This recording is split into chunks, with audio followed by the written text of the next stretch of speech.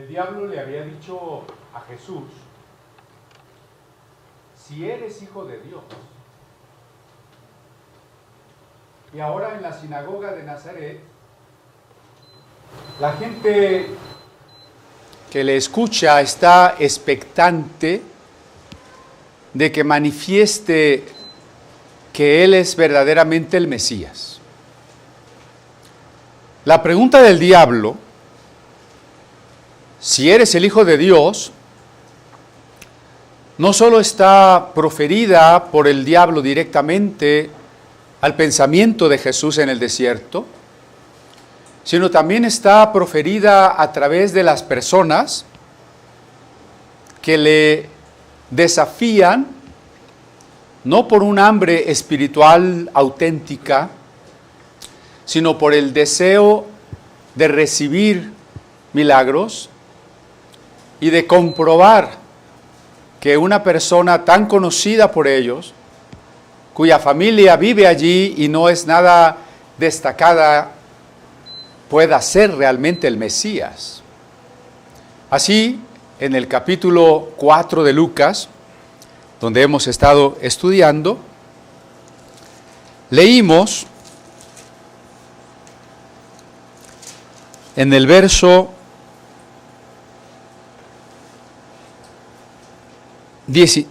20 de Lucas 4, que Jesús, enrollando el libro, lo dio al ministro y se sentó, y los ojos de todos en la sinagoga estaban fijos en él. El pasaje que Jesús acababa de leer es el pasaje de Isaías 61, que dice: el Espíritu del Señor está sobre mí. Recuerde usted que la palabra Cristo, traducción griega de la palabra hebrea Mesías, Cristo, significa ungido. Y ungido a su vez significa que el Espíritu Santo reposa sobre esa persona.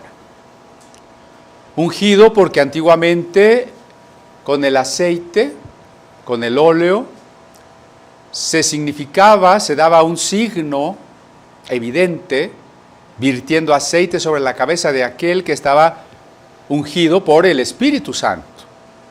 De ahí la palabra ungido, que aunque se refiere al hecho físico de vertir aceite, significa en su sentido más profundo tener el Espíritu Santo.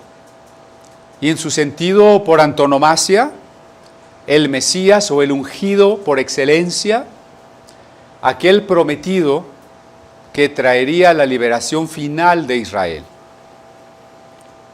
El pueblo esperaba a ese Mesías final. Ahora Jesús acaba de leer un texto mesiánico, un texto que insiste en que alguien a quien el profeta se refiere, y nadie sabía quién era, tendría el Espíritu Santo reposando sobre él para traer el reino de Dios. Alguien tendría el Espíritu Santo para abrir los ojos de los ciegos, para abrir la cárcel a los presos, para curar a los oprimidos, para publicar las buenas noticias de Dios. Alguien. La expectativa por siglos había sido: ¿quién es y cuándo aparecerá ese ungido? Imagínense entonces lo que significa que Jesús lea ese texto y luego diga: hoy se ha cumplido esta escritura. En otras palabras, ese ungido soy yo, y el tiempo en que aparecerá es ahora. Sorprendente. Entonces Jesús comienza a disertar sobre el texto. Recuerde que el texto no estaba dividido en capítulos y versículos. Si hoy leemos Isaías 61, la última parte que Jesús lee, el año de la buena voluntad de Dios, no termina allí. En Isaías el verso dice, el día de venganza del Dios nuestro. Pero porque hoy leemos partido en capítulos y versículos, ¿no? Si no leemos partido en capítulos y versículos, habrá pasajes que hay que leer en una forma continuada para encontrarle el sentido. Pero también al revés. La división en versículos no es parte de la inspiración del Espíritu Santo. Y entonces a veces habrá versículos que en realidad, o capítulos, que tendrían que haber terminado en otra parte. Gracias. Por lo pronto Jesús, prescindiendo de esa última frase, día de la venganza del Dios nuestro, cierra su lectura, hoy diríamos a medio versículo, en donde dice el año agradable, el año de la buena voluntad de Dios. Con lo cual Jesús dejaba claro que hay dos momentos en el plan divino. Un momento o periodo, mejor dicho, de buena voluntad, de salvación, y un periodo, que será al final de la historia, de juicio, día de venganza del Dios nuestro. Esto es lo que Jesús tuvo que haber meditado en el desierto. ¿Qué clase de Mesías tengo que ser? ¿Recuerda? Si yo tuviera el poder, a lo mejor destruiría a mucha gente. A todos los que me parecen los malos, yo acabaría con ellos. Por eso Jesús, como Mesías, tiene que entender que quiere Dios. Que sea ese Mesías que viene a desarraigar a los impíos, a destruirlos, a arrebatarlos como tamo que arrebata el viento. Jesús comprende que hay dos momentos, dos etapas del plan de redención, y que la primera etapa, que es la historia de la humanidad, y en particular los 2000 años del tiempo de la iglesia, es el año de la buena voluntad de Dios. Aquella que los ángeles, en Lucas precisamente, registrado, le anunciaron a los pastores. Gloria a Dios en las alturas, y en la tierra paz y buena voluntad para con los hombres. ¿Verdad? Es el tiempo de la buena voluntad de Dios. ¿No es el tiempo del juicio todavía? ¿No es todavía el tiempo de la destrucción? Y eso tenemos que valorarlo. Si es el tiempo en que Dios nos está invitando a arrepentirnos, en que nos está dando una oportunidad hoy. Usted no sabe cuánto tiempo va a vivir. Me gusta una frase que usaba yo para el evangelismo: mañana puede ser tarde. Y eso es real. Usted no sabe si mañana usted va a estar vivo.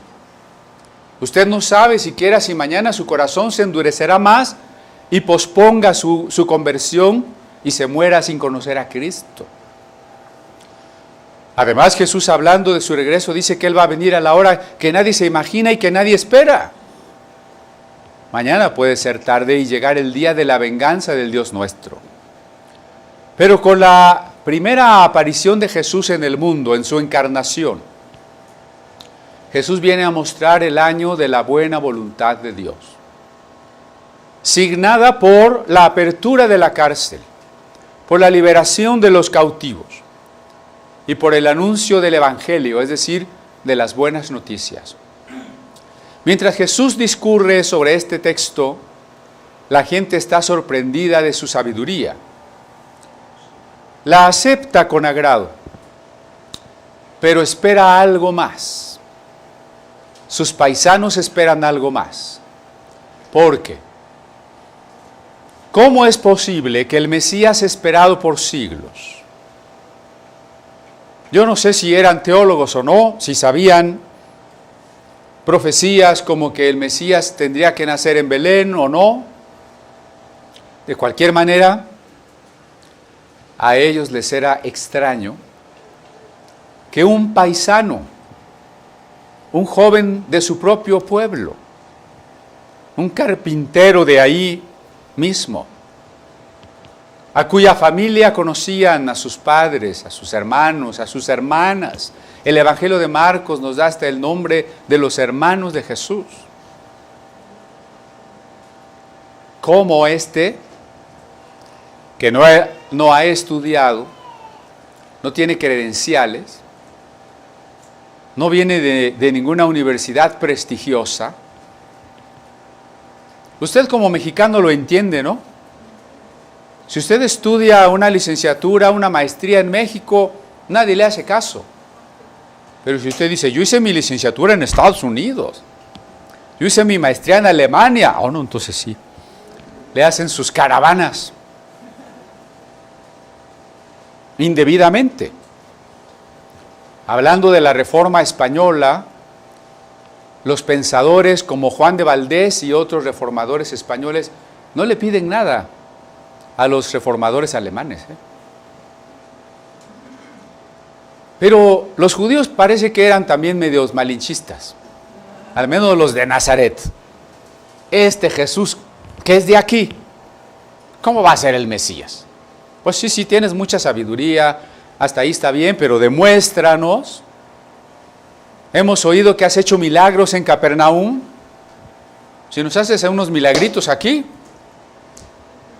podemos aceptar que a pesar de no estar graduado en ninguna universidad de prestigio mundial, a pesar de no ser una eminencia extranjera o cuando menos venida del gran templo de Jerusalén, eres tú. Léalo conmigo. 21. Comenzó a decirles: hoy se ha cumplido esta escritura delante de vosotros. Y todos daban buen testimonio de él y estaban maravillados de las palabras de gracia que salían de su boca. Hasta ahí está bien. Pero luego viene la duda y lo que les parece la incompatibilidad. ¿No es este el hijo de José? Esperando pues que haga milagros, Jesús lo sabe. Jesús discierne la actitud y los pensamientos de ellos. No se trata de hacer milagros nada más porque puedo hacer milagros. De hecho, no es porque pueda hacer milagros. Hay que vivir los milagros cuando Dios nos indica que hay que vivir los milagros. No basta con que alguien los pida. Y mucho menos cuando el fondo de la exigencia es la tentación. Comencé recordándoles que el diablo le había dicho a Jesús: si eres hijo de Dios, ¿recuerda? Si eres hijo de Dios.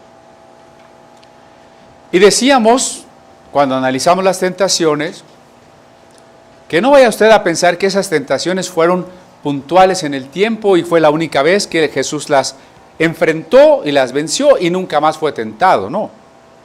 Esas tentaciones no son más que la muestra de lo que en el fondo Jesús tiene que enfrentar a lo largo de su vida, muy particularmente a lo largo de su ministerio y de su muerte. Porque tras la exigencia de milagros está la tentación de: yo te daré la gloria de los reinos, ¿no? ¿Qué querían los de Nazaret? Aceptar a Jesús cuando Él mostrara su grandeza. Y Jesús, si Jesús hubiera mostrado su grandeza, hubiera ganado la gloria entre los de Nazaret. ¿No es la misma tentación? Yo te daré la gloria de los reinos. No podemos buscar la gloria de los reinos. Y no es, les dije, no es que el diablo de veras sea el príncipe de este mundo. Acá hay asientos todavía. No es que el diablo realmente sea el dueño. Algunas interpretaciones he leído en donde realmente se cree que el diablo podía ofrecerle esa gloria a Jesús. Recuerde que el diablo nos ofrece billetes falsos. La gloria del mundo no es gloria, es oropel vacuo. No puede ofrecerlo. Pero hay quien busca hacer milagros porque busca su propia gloria. Me atrevo a decir que el 90% de los que están buscando milagros están buscando su propia gloria. Por eso no los pueden realizar. Los simulan, los fabrican, sugestionando a la gente. Y si las personas no se sanan en ese momento, se quitan el problema diciéndole, tú ten fe y vete a tu casa declarando que ya estás sano. Si pasa el tiempo y no estás sano, el problema es tuyo, que no tienes fe. El problema no es mío, del predicador. Falsos milagros. Lo que debe motivarnos a la búsqueda de un milagro, cuando hemos de buscar un milagro, no es la gloria, sino el amor. El amor por la persona que lo necesita. Nada más. Porque el poder que el Espíritu Santo nos da es fundamentalmente el poder del amor. Si Jesús sanó, si Jesús liberó, fue por amor y no por otra cosa. Es el amor. Pero también es importante el discernimiento. ¿Cuándo hemos de hacer un milagro y cuándo no? Conste que en el hacer, no estoy diciendo nosotros mismos, sino por la indicación y el poder del Espíritu Santo en nosotros.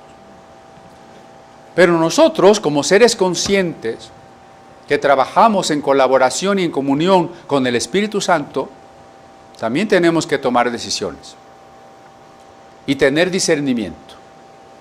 Jesús discernió la actitud de estas personas, no porque en ese momento estuviese usando su atributo divino de omnisciencia, sino porque como segundo Adán, como verdadero hombre, el Espíritu Santo le daba el don de discernimiento de espíritus. Aquí lo que Jesús está manifestando al conocer lo que los nazarenos esperan es el discernimiento de espíritus. Dice un proverbio, no echéis vuestras perlas a los puercos. Yo siempre me pregunté, ¿y eso qué quiere decir? Las perlas son las verdades del Evangelio, que son para el perdido.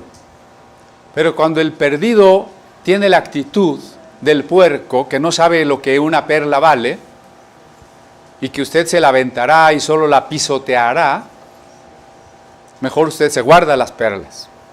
¿Sí? Así lo dijo Jesús. No echéis vuestras perlas a los puercos porque ellos revolviéndose las pisotearán. Tampoco hay que hacer milagros o pedir milagros a Dios cuando la actitud de las personas no es la correcta. Por eso, y también Lucas lo narrará después, quien tomará una actitud parecida a los de Nazaret es Herodes. ¿Verdad? Cuando Pilatos le envía a Jesús, Herodes dice, hazme un milagrito. Y uno diría, se lo hubiera hecho, a lo mejor Herodes lo suelta y no lo crucifican. ¿Verdad? Así pensamos carnalmente. Jesús, sabiendo lo que podía esperarle, no hizo milagro alguno. Ni a Herodes le dirigió la palabra siquiera. ¿En dónde está esta diferencia entre evangelizar a alguien y darle la palabra y callarse frente a otro que también necesita la palabra? ¿Cuándo hablar y cuándo callar? He ahí el dilema, diría Shakespeare, ¿no? ¿Cuándo hablar y cuándo callar? Necesitamos el discernimiento del Espíritu para entender con quién estamos hablando. No discuta con los necios, porque el que va a salir lastimado es usted. No dice Proverbios, más vale encontrarse con una osa furiosa porque le han robado sus cachorros, dispuesta a destrozarlo, pero más vale encontrarse con una osa así que con un necio en su necedad.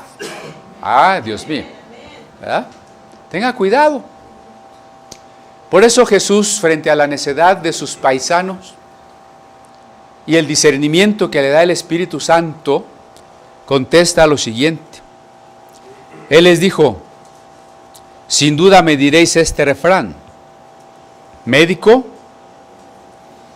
cúrate a ti mismo. De tantas cosas que hemos oído que se han hecho en Capernaum, haz también aquí en tu tierra. ¿Ve la actitud?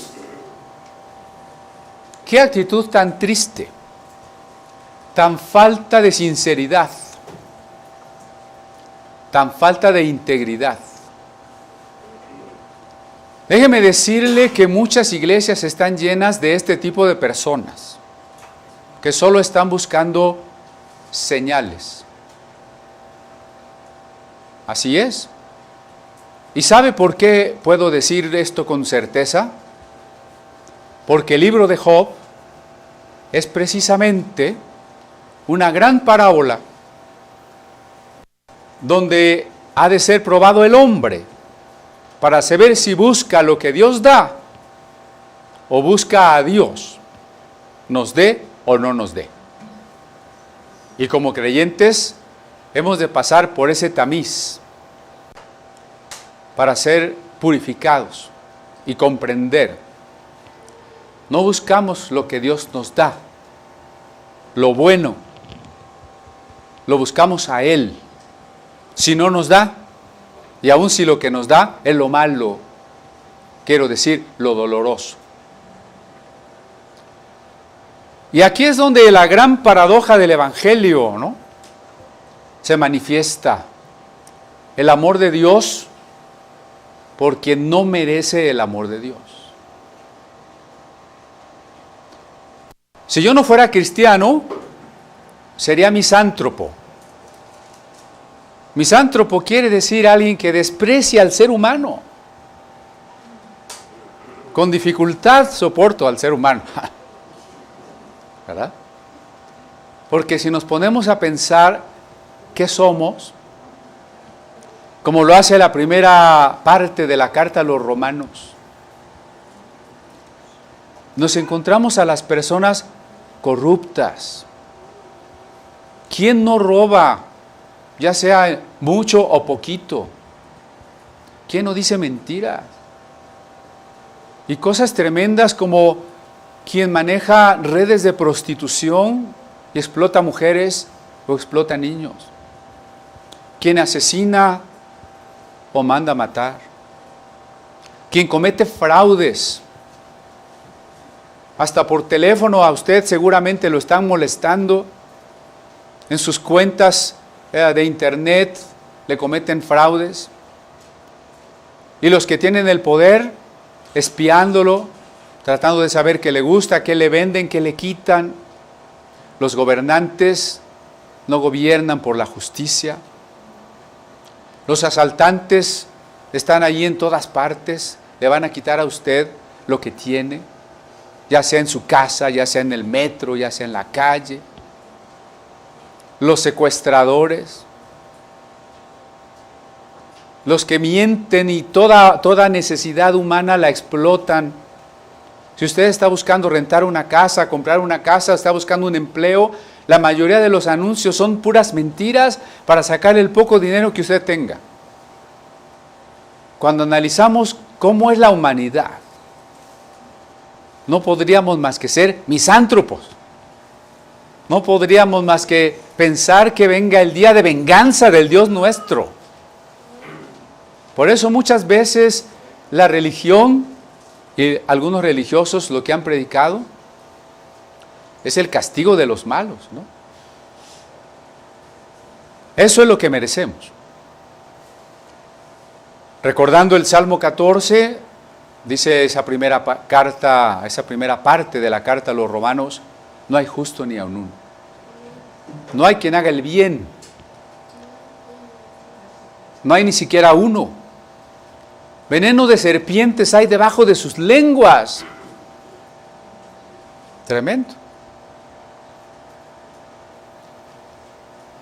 Por cuanto todos hemos pecado, todos estamos destituidos de la gloria de Dios.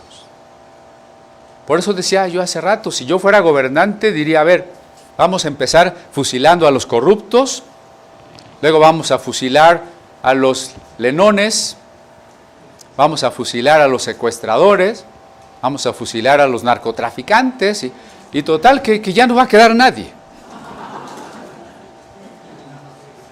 No va a quedar nadie.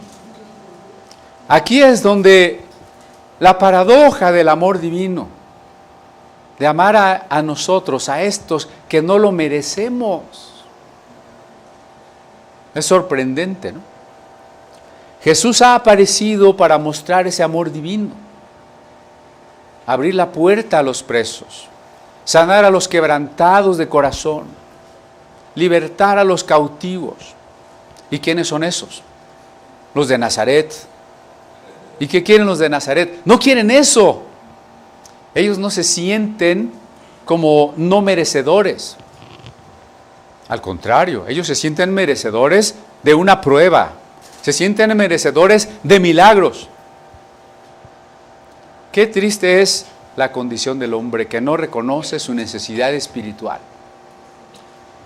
El evangelista Juan lo expresará en una de las frases más tristes de la Biblia. A lo suyo vino, y los suyos no le recibieron. ¿No es triste? Tristísimo. El que nos ama y se hizo hombre porque nos ama, es rechazado por aquellos a quienes ama. El que viene a cubrir una necesidad, en su mayor parte necesidad causada por nuestro propio pecado, es rechazado por los que estamos necesitados. Por eso veremos e insistiremos en que el pecado más grande es la incredulidad. No será usted, bueno, no usted no, alguien por allá afuera, no será condenado tanto por los pecados que hizo. Sí merece el infierno, de verdad merece el infierno que una persona haya secuestrado, asesinado, robado, lo merece. Pero ni siquiera será condenado fundamentalmente por eso, porque todo eso Dios en su misericordia, en su gracia paradójica, ama al que no debería ser amado, perdona al que no podía ser perdonado, justifica al injusto. Así que lo que en realidad condena es el rechazo de esa salvación, la incredulidad. Y lo que encontramos aquí en estos habitantes de Nazaret es precisamente eso, la incredulidad. No reconocen su necesidad espiritual. No son los pobres que reconocen su pobreza. No son los necesitados que reconocen su dependencia absoluta de Dios. No son los pecadores que anhelan el perdón. Son aquellos orgullosos, condenados por sus pecados, añadiendo ahora el pecado de los pecados, el pecado imperdonable, la incredulidad. Jesús pudo haber caído bajo la tentación estas del desierto, que les digo son continuadas, porque la otra tentación era: súbete al templo, a lo más alto, y arrójate.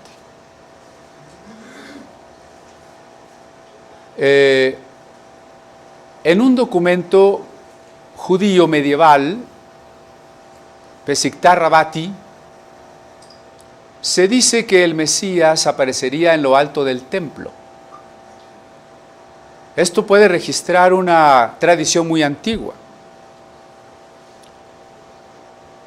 Por eso es más comprensible la tentación. Aparécete ahí donde muchos judíos suponen que aparecerá el Mesías, pero además arrójate y muéstrales que realmente Dios está contigo. Esa tentación se repite ahora. Estos hombres no creen en ti. Tus propios paisanos a quienes amas, porque yo les puedo asegurar que Jesús no llegó a Nazaret con una actitud despectiva para sus vecinos. El Espíritu Santo nos tiene que llevar, si el amor es real, a un amor que se manifiesta primero a los más cercanos. Eso quiere decir prójimo, a los más cercanos. Así que Jesús amaba a esas personas y esas personas le desafiaban a hacer milagros. Para el orgullo, y sobre todo para el orgullo masculino, que alguien me diga, ¿a poco no puedes? ¿No te atreves? ¿Eres cobarde? ¿Eres maricón? No, ahí sí, ahorita vas a ver, ¿no? Muchas veces puede más el orgullo que el ministerio. Aquel pastor que dice, hermano, aquí soy pastor, pero vamos allá afuera, es que no ha vencido la concepción católica de que el sacerdote con sotana no puede pelearse, pero si se quita la sotana, entonces sí es hombre. Ahí está el diablo diciéndole a Jesús a través de sus paisanos, a ver, haz un milagro. Parecida tentación a la de arrójate para que todos te vean. Pero Jesús no ha de caer en la tentación del orgullo. Veamos qué tan importante es esto. Y Jesús les va a dar las razones del por qué. Ustedes están esperando que yo haga lo mismo que las noticias de Cafarnaúm les han traído. Los milagros. Y después el capítulo 4 va a insistir otra vez en Capernaum y el tipo de milagros que hizo ahí Jesús. Ustedes están esperando esos milagros, pero les voy a decir por qué no los voy a hacer. Y entonces les cuenta la historia que encontramos nosotros en el primer libro de los Reyes, capítulo 17.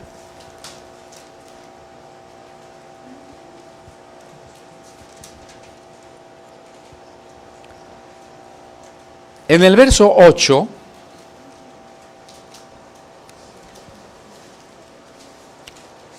y en el contexto de una grande hambre en la tierra de Israel, Elías tiene que moverse porque no tiene agua, no tiene comida. Elías es el prototipo del profeta. Dice el verso 8, vino luego a él, a Elías, palabra de Jehová diciendo, levántate, vete a Sarepta de Sidón y mora allí. Y aquí yo he dado orden allí a una mujer viuda que te sustente. Entonces él se levantó y se fue a Sarepta. Y cuando llegó a la puerta de la ciudad, de aquí una mujer viuda que estaba allí recogiendo leña. Y él la llamó y le dijo, te ruego que me traigas un poco de agua en un vaso para que beba. Y yendo ella para traérsela, él la volvió a llamar y le dijo, te ruego que me traigas también un bocado de pan en tu mano. Y ella respondió, vive Jehová tu Dios que no tengo pan cocido, solamente un puñado de harina tengo en la tinaja y un poco de aceite en una vasija, y ahora recogía 2 leños para entrar y prepararlo para mí y para mi hijo, para que lo comamos y nos dejemos morir. Elías le dijo, no tengas temor, ve, haz como has dicho, pero hazme a mí primero de ello una pequeña torta cocida debajo de la ceniza y tráemela, y después harás para ti y para tu hijo. Porque Jehová Dios de Israel ha dicho así, la harina de la tinaja no escaseará, ni el aceite de la vasija disminuirá, hasta el día en que Jehová haga llover sobre la faz de la tierra. Entonces ella fue e hizo como le dijo Elías. Y comió él y ella y su casa muchos días, y la harina de la tinaja no escaseó, ni el aceite de la vasija menguó, conforme a la palabra que Jehová había dicho por Elías. Pasaje maravilloso, también difícil, y seguro un pasaje preferido de la teología de la prosperidad, ¿verdad? Dale primero al pastor y se te va a multiplicar el aceite. Pero Jesús retoma esta historia, que además es más complicada porque el hijo de esta mujer se enferma y se muere. A pesar de su disposición a servir a Dios y la fe con que sirve al profeta, tiene una desgracia, la muerte de su hijo. Pasaje difícil. Pero lo que Jesús retoma de esta historia es que esta mujer pertenece a una ciudad gentil. Sarepta no pertenece a Israel. Esta viuda no es israelita. Elías es un profeta del reino del norte, pero esta mujer no pertenece a las tribus de Israel. Y entonces Jesús dice allá en Lucas, recuerden que cuando Dios mandó a Elías con una viuda, había muchas viudas en Israel. ¿Por qué Jesús fue con una viuda que no era israelita? ¿Qué les está diciendo Jesús con esto? Ellos tienen confianza en su religión, tienen confianza en su raza, tienen confianza en sus tradiciones, pero no tienen un corazón arrepentido, no tienen un corazón entregado a Dios. Y este es el signo de la mayor parte de las religiones. Por allá donde hacemos las reuniones de Tultitlán está muy cerca un gran templo de la Santa Muerte, una estatua de ¿cuántos metros? A ver, cálculo. 30 metros, unos 20 metros de altura. Muchísimas personas van allí a buscar los favores y la protección de la niña blanca.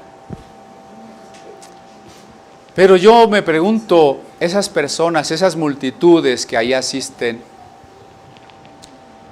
¿van porque quieren arrepentirse de sus pecados? ¿Van con un corazón decidido a rectificar su vida? No. ¿A qué van? A resolver problemas, a pedir milagros. Y como eso, en todas las religiones y en la mayoría de las iglesias, ¿no? La actitud de los de Nazaret. Por eso Jesús dice, confían en su religión, confían en su raza. Pero cuando Dios quiso actuar, no escogió a una persona del pueblo elegido. ¿Vemos la contradicción? Es el pueblo elegido, pero Dios no eligió una viuda del pueblo elegido. Eligió una persona que para el pueblo elegido era despreciable. A esa eligió Dios. ¿Por qué habrá elegido Dios a esta persona? Alguien responderá, por su gracia soberana.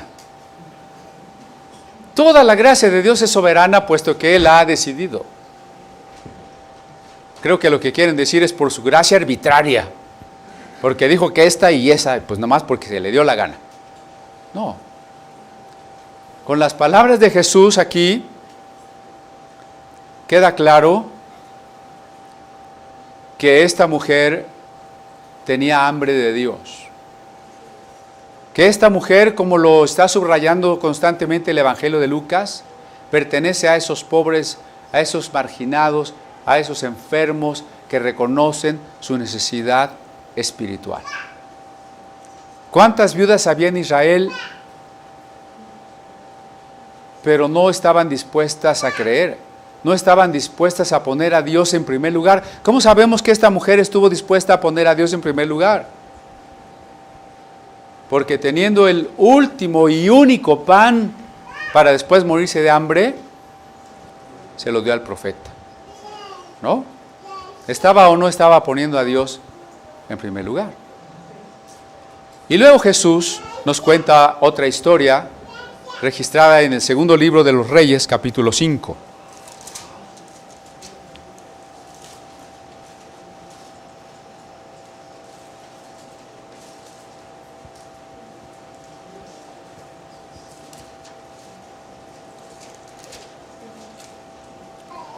Naamán, general del ejército del rey de Siria, era varón grande delante de su señor. Voy a abreviar la lectura por cuestión del tiempo. Siria, que está al norte de Israel hasta la fecha, ya también desde ese entonces era un reino enemigo del reino de Israel, de las 10 tribus. Un general de Siria, Naamán, se enfermó de lepra y buscaba la manera de sanar para lo que entonces era una enfermedad incurable. Una enfermedad además ignominiosa, porque la persona sería enviada a vivir fuera de toda población para no contagiar. Allá viviría cayéndose su cuerpo a pedazos de la misericordia que alguien tuviera cuando le llevase algo de comida. El contraste entre el prestigio de ser un gran general, la riqueza y la gloria que tenía, terminar así. Buscó y alguien le dijo, una sirvienta le dijo, en Israel hay un profeta que puede orar y Dios puede hacer milagros. Y entonces Naamán va a buscar al profeta Eliseo, el discípulo de Elías. Y Eliseo le dice a su siervo, sal y dile tal cosa. Note usted siempre en los verdaderos profetas que no tienen interés en quedar bien con los poderosos. Si hubiera sido un pastor de nuestro tiempo y el presidente lo va a buscar porque tiene un problema, bueno, es más, no me venga a buscar, yo voy. Eliseo ni siquiera sale, le dice al siervo, ve y dile que se sumerja 7 veces en el Jordán. Y Naamán se enoja, ¿no? Dice, el Jordán es un riachuelo y eso es cierto. Los ríos de Siria son más caudalosos. No, ni siquiera se lo va a recibirme. No merece que yo le haga caso. Pero pues los mismos subordinados le dicen, Señor, ya venimos hasta acá, pues si te pidiera algo más difícil, si te hubiera dicho que te vayas de rodillas a la villa, lo hubieras hecho. Pues haz eso tan sencillo que te está pidiendo. Y Naamán lo hace y su carne se sana y se vuelve tan tersa como la de un niño. Yo sé que algunas hermanas quisieran probar sumergirse 7 veces en el Jordán, ¿verdad? Se vuelve como la de un niño. Y ya saben ustedes que, entre paréntesis, pues Naamán quiere darle grandes recompensas al profeta. Y Eliseo dice, no me des nada, no necesito nada, ¿verdad? O sea, el verdadero profeta no anda detrás de las riquezas, ni queriendo quedar bien con los poderosos. Así que cuando usted conozca a uno de estos profetas y apóstoles famosos que se quieren codear con la crema y nata del jet set y quieren unas buenas ofrendas para vivir de lujo, entonces usted no está frente a un verdadero profeta. ¿Sí queda claro? Jesús toma también esta historia y dice, ¿cuántos leprosos había en Israel? Muchos. ¿Y cuál fue sanado? Uno que no era judío, bueno, no era israelita, que además era enemigo de Israel, porque el capítulo 6 del segundo de Reyes empieza diciendo, había guerra entre Siria e Israel. ¿Cómo a Dios se le ocurre sanar al enemigo? Además es un general, ese es el que piensa las estrategias, ¿no? Y Dios lo sana. Bueno, ¿por qué? Porque Dios no ve tu tradición, tu religión, tu antigüedad, tu importancia, tu dinero, tu raza. Dios solo puede ver el corazón. Su gracia soberana está sobre los humildes, sobre los pobres, sobre los que reconocen su necesidad espiritual. Regresemos a Lucas 4.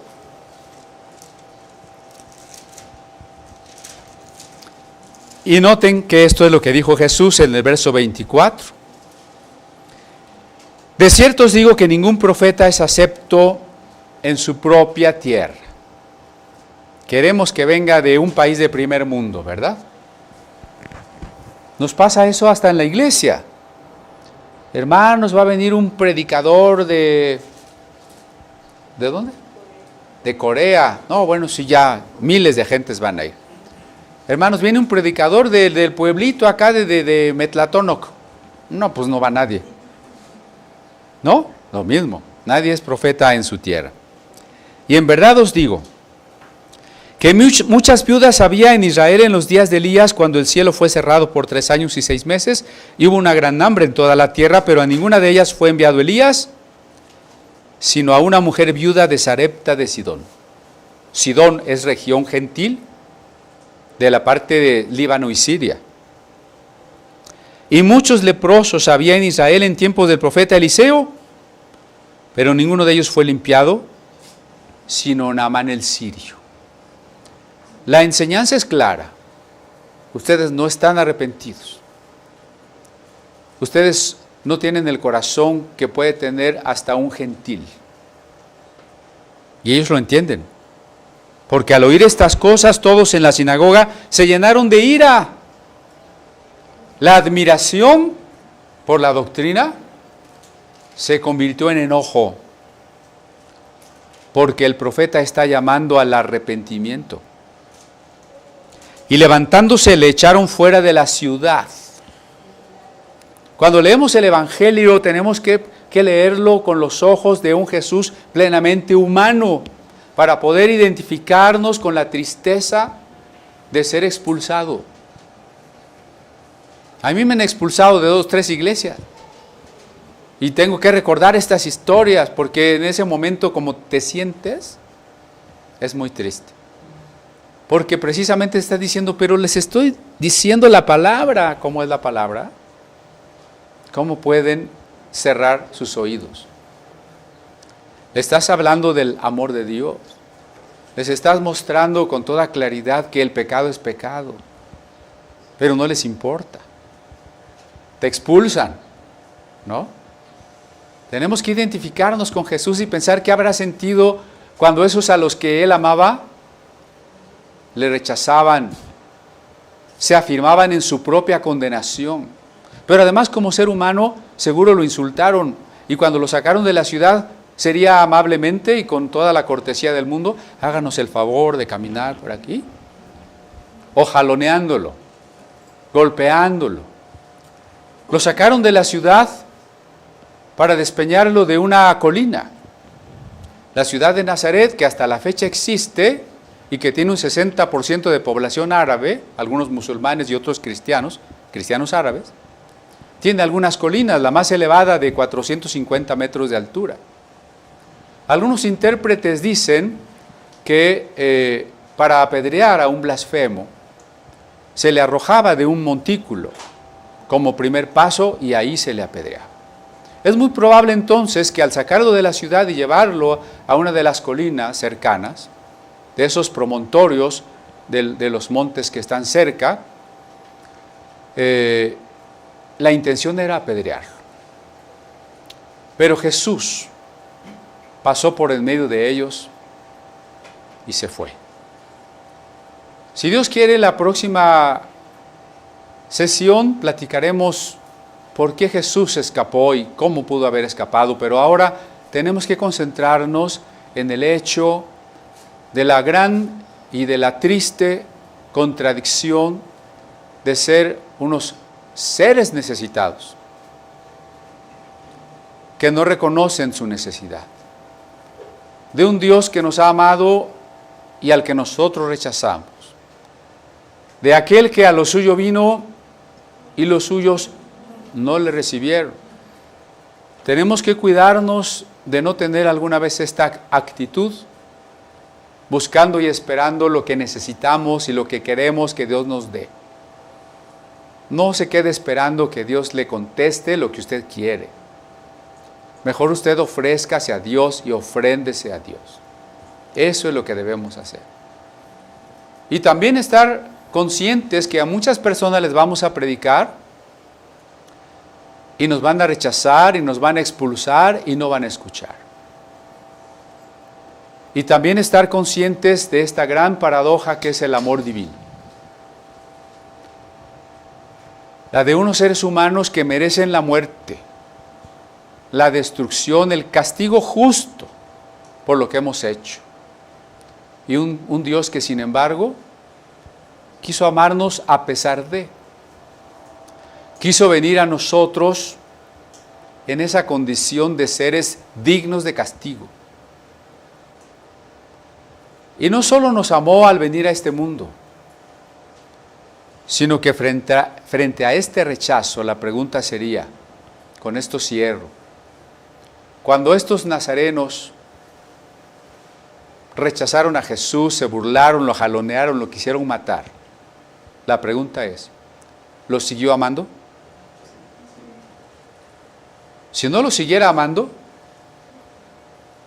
hubiera hecho lo mismo con todos los que finalmente lo rechazaron y no hubiera ido a la cruz.